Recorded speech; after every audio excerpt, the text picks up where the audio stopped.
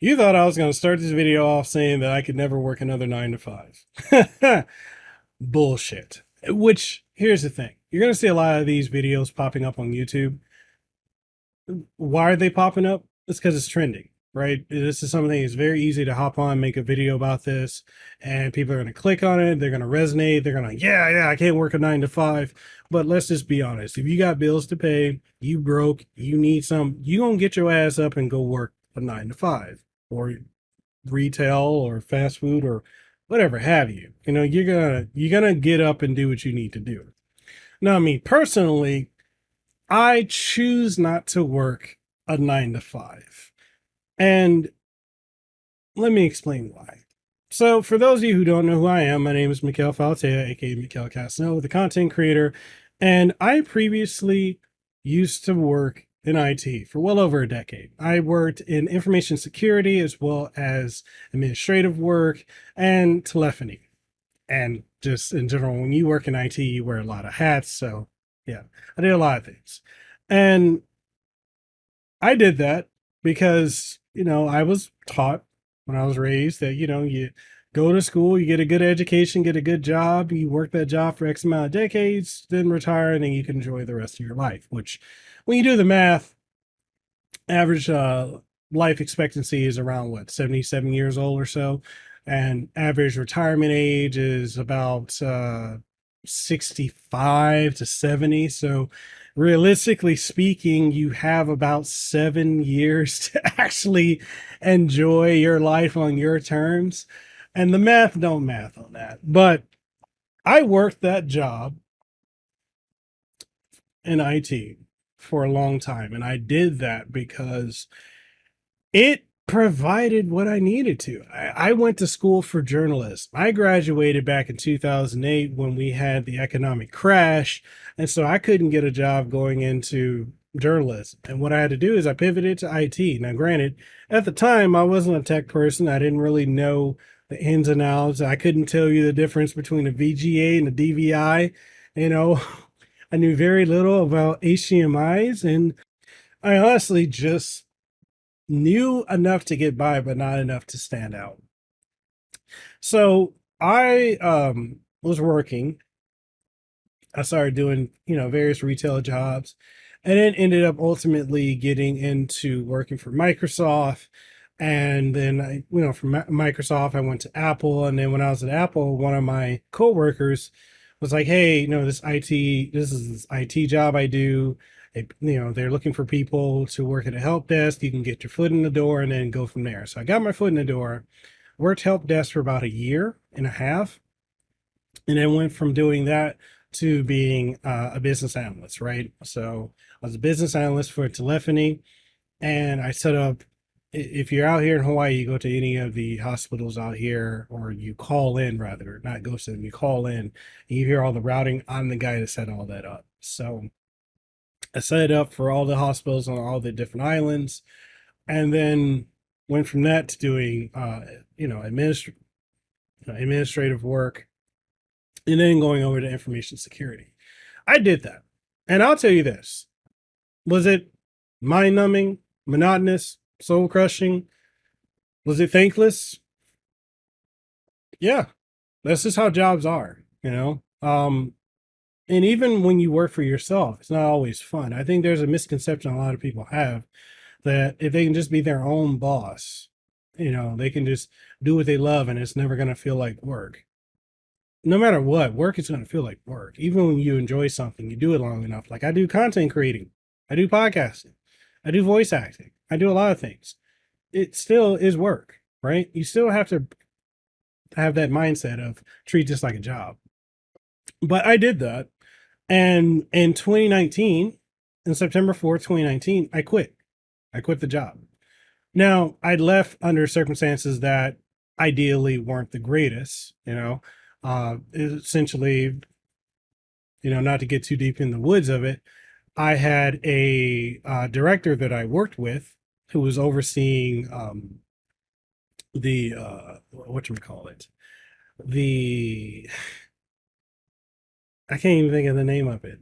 She's just overseeing the different clinics.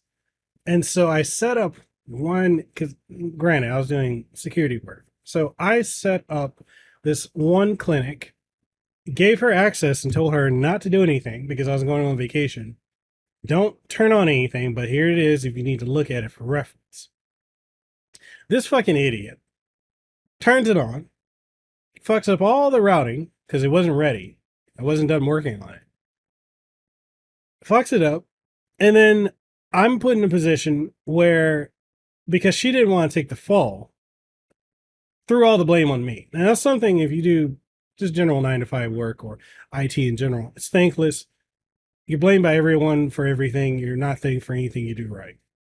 So I took the fall reluctantly. And the thing is, I railed against it because anyone who does IT, there's a paper trail for every change, whoever logs in, who does, there's timestamps.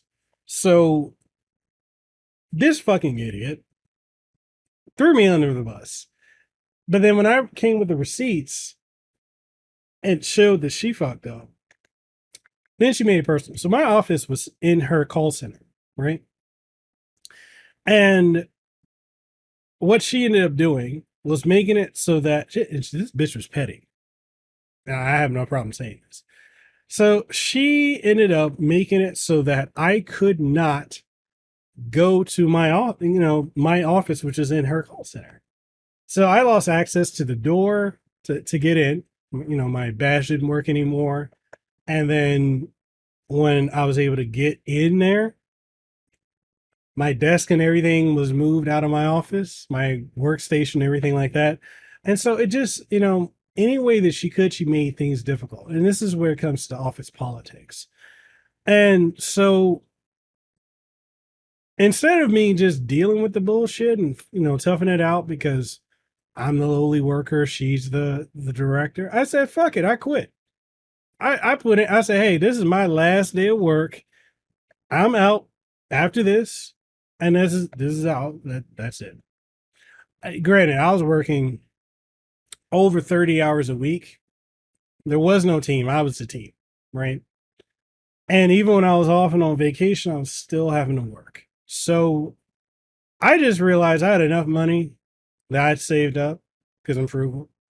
Saved up enough money. I was already doing podcasting, content creating full time alongside doing that full time. And I'm just like, I'm just going to take a chance on myself. I'm going to bet on myself. And so I did. So fuck them. Have I thought about, since I quit, going back to doing a 9 to 5? Occasionally, yes. I miss that IT check. I don't make anywhere near as much as I did doing IT, doing content creating. Even with all the gigs I have, all the voice acting projects, reviews, collaborations, paid partnerships, endorsements, all that, it still does not equal up to that check I got every 2 weeks guaranteed. It just doesn't.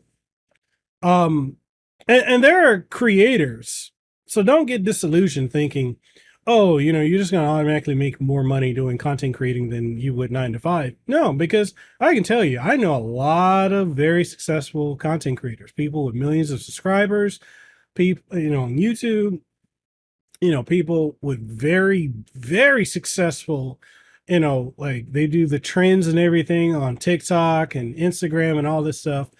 And people support the hell out of them. They don't make enough to live off of it. It's hard.